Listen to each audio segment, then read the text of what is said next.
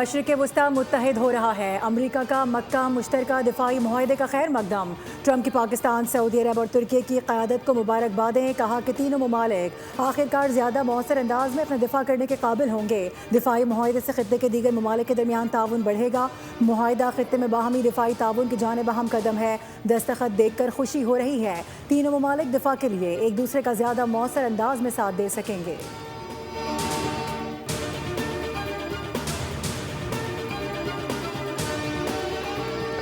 وزیر اعظم شہباز شریف کا امریکی صدر ڈونلڈ ٹرمپ کی جانب سے مکہ دفاعی معاہدے کی حمایت پر اظہار تشکر۔ امریکی صدر کی جرأت مندانہ قیادت کی تعریف۔ کہا صدر ٹرمپ کی قیادت کے باعث جنوبی ایشیا اور کروڑوں زندگیاں ایٹمی تباہی سے بچ گئے۔ برادر ممالک سعودیہ اور ترکی کے ساتھ مل کر پاکستان اپنا اور پورے خطے کے دفاع کے لیے تعمیری کردار ادا کرتا رہے گا۔ پائیدار امن ہمارے عوام کے بہتر مستقبل کے لیے ناگزیر ہے۔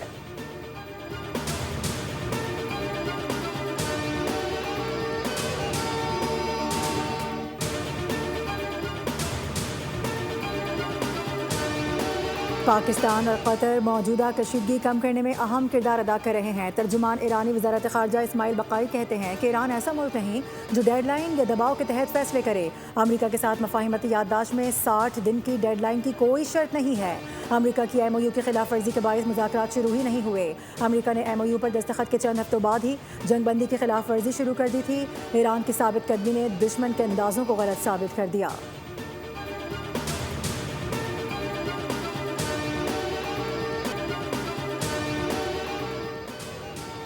امریکہ کے ساتھ حالیہ معاہدے کو طاقت کے ساتھ آگے بڑھایا۔ دشمنوں کے سامنے اس طرح تسلیم خم نہیں کیا۔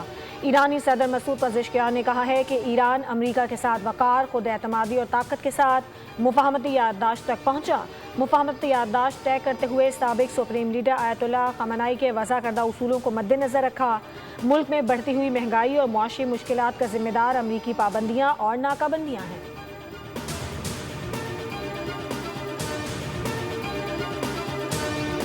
قومی اسمبلی اور سینٹ کے اہم اجلاس آج ہوں گے۔ نئے صوبوں کے قیام پر تفصیلی بحث کی جائے گی۔ اجلاسوں میں اہم قانون سازی سمیت مقام معاہدے پر متفقہ قرارداد بھی پیش ہوگی۔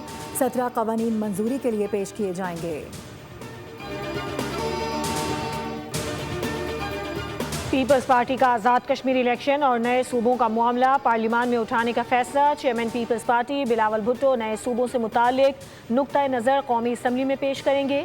آزاد کشمیر الیکشن میں مبینہ دھاندلی اور پارٹی تحفظات پر بات کریں گے۔ بلاول بھٹو کا آئندہ 2 روز میں قومی اسمبلی سے خطاب کا امکان ہے۔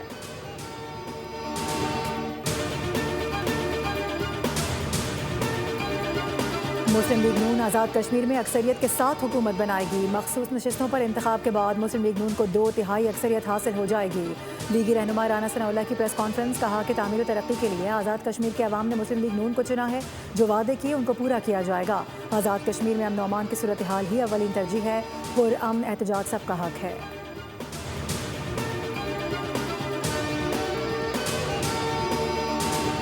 آزاد کشمیر قانون ساز اسمبلی میں 8 مخصوص نشستوں پر انتخاب کے لیے شیڈیول جاری۔ انتخاب کے لیے 20 اگست کو کاغذات نامزدگی جمع کرانا ہوں گے۔ 23 اگست کو امیدواروں کی حتمی فہرست جاری کی جائے گی۔ 24 اگست کو اسمبلی میں مخصوص نشستوں کے لیے پولنگ ہوگی۔ مخصوص نشستوں میں خواتین کی 5 اور علماء مشائخ کی 1، اوورسیز کشمیریوں ٹیکنوکریٹ کی 1 نشست شامل ہے۔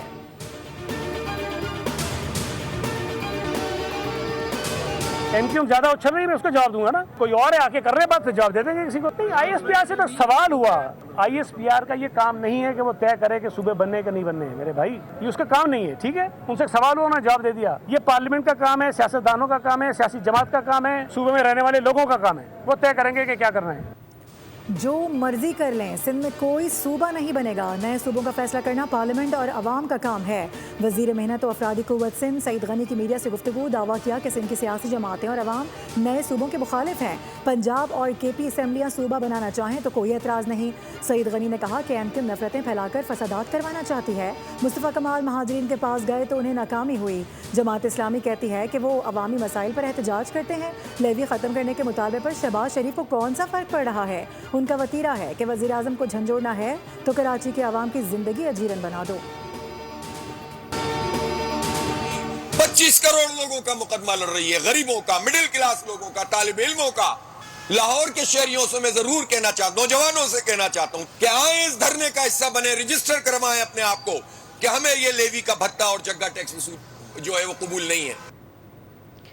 سسٹم نہیں، ملک سنبھالنے والے ناکام ہو گئے ہیں۔ حکومت اپنی ناکامی کا اعتراف کر رہی ہے تو پھر ہم پر مسلط کیوں ہے؟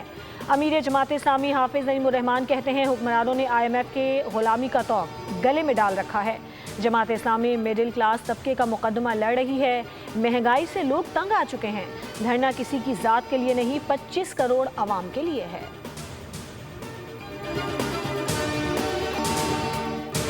25% جو ہے وہ بھتہ وصول کیا جا رہا ہے۔ یہ غریب عوام پر، یہ ایک مزدور پر، یہ ایک طالب علم پر جو موٹر سائیکل چلاتا ہے، یہ ایک فوڈ ڈلیوری کرنے والے پر، یہ ہیں ان سب لوگوں پر کہ جو موٹر سائیکل چلاتے ہیں، 1 لیٹر پیٹرول ڈلواتے ہیں، 80 روپے یعنی 25%، یہ تو بھتہ ٹیکس ہے جس کا ختم ہونا ضروری ہے۔ اور ہمارا مطالبہ یہ ہے کہ پیٹرول کی قیمتیں کم کی جائیں۔ پیٹرولیم لیوی کے خلاف جماعت اسلامی کا ملک گیر احتجاج کا دوسرا روز۔ لاہور، کراچی، پشاور میں دھرنے جاری، اہم شاہراہیں اور راستے بند۔ لاہور میں وزیر اعلیٰ ہاؤس جانے والا راستہ بند، کراچی اور پشاور میں گورنر ہاؤس کے باہر احتجاج جاری۔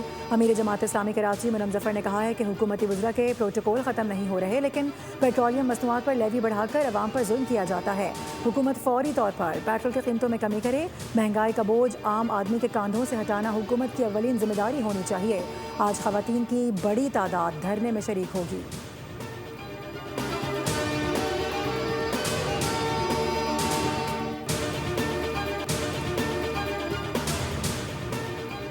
دھرنے اور پریس کانفرنس کر کے عوام کو گمراہ کرنا آسان ہے، متبادل اور ٹھوس حل پیش کرنا جماعت اسلامی کے بس کی بات نہیں۔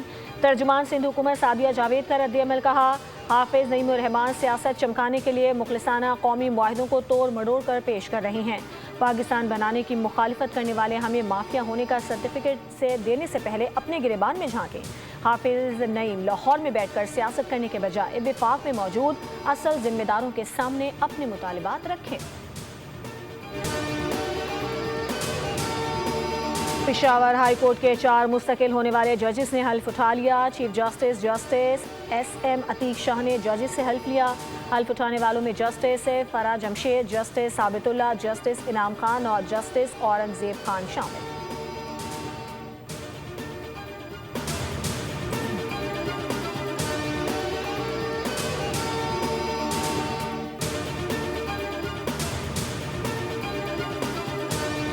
قتل کرنا تھوڑا مہنگا ہو جائے تو شاید لوگ رک جائیں۔ سعودیہ میں آج بھی دیت پر 100 اونٹ دیے جاتے ہیں۔ جسٹس صلاح الدین پنور کے قتل کے مقدمے میں دیت کے رقم سے متعلق کیس کی سماعت کے دوران ریمارکس، جسٹس اشتیاق ابراہیم نے کہا کہ وقت پر فیصلہ نہ ہونا نظام کی خرابی ہے۔ نظام کی خرابی کی سزا ملزم کو نہیں دی جا سکتی۔ وکیل نے موقف اختیار کیا کہ مجرم اپنی سزا پوری کر چکا ہے، مجرم اب صرف رقم ادا نہ کرنے کی سزا کاٹ رہا ہے۔ پروسیکیوٹر ارشد حسین نے کہا کہ یہ اپنی نوعیت کا پہلا مقدمہ ہے۔ موقف سننے کے بعد سپریم کورٹ نے مجرم ندیم خان کی اپیل میں فیصلہ محفوظ کر لیا۔